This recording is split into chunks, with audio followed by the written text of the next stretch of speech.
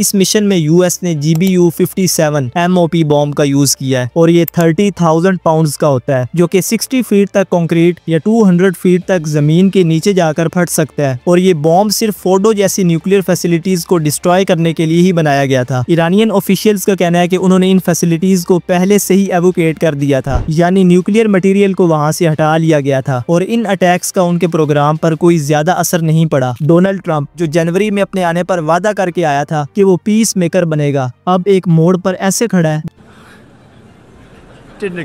उनको पूरी उम्मीद थी कि इस स्ट्राइक्स के बाद ईरान के न्यूक्लियर एम्बिशंस पर रोक लग जाएगी और रीजन में एक परमानेंट पीस का रास्ता खुलेगा, लेकिन ईरान ने कहा है कि उनकी साइट्स को सिर्फ हल्का सा नुकसान हुआ है। एक न्यूज ये भी आई है कि ईरानियन पार्लियामेंट ने स्ट्रेट ऑफ हॉर्मज को बंद करने के हक में राय दी है, यानी लॉ मेकर्स ने फैसला किया है कि अगर यूएस ने ईरान की न्यूक्लियर फैसिलिटीज पर एग्रेशन दिखाई है तो ईरान के पास ये पूरा हक है कि वो इसके जवाब में स्ट्रेट ऑफ हॉर्मज बंद कर दे। इसराइल की इमरजेंसी सर्विस ने ये कंफर्म किया है कि ईरान के इन लगातार हमलों की वजह से 10,000 से ज्यादा लोग अपने घर छोड़कर एवोकेट कर चुके हैं और 32,000 से ज्यादा लोगों ने गवर्नमेंट से अपने घर या प्रॉपर्टी का नुकसान कॉम्पेंसेट करने के लिए रिक्वेस्ट किया है। इसके बाद ब्रिटेन के प्राइम मिनिस्टर कियर स्टारमर ने यूएस की मिलिट्री एक्शन को सपोर्ट करते हुए कहा है कि ईरान को कभी भी न्यूक्लियर वेपन बनाने का मौका नहीं देना चाहिए। स्टारमर ने यह भी कहा है कि मिडिल ईस्ट की सिचुएशन को बेहतर बनाने के लिए जो कुछ भी करना पड़े वो किया जाए।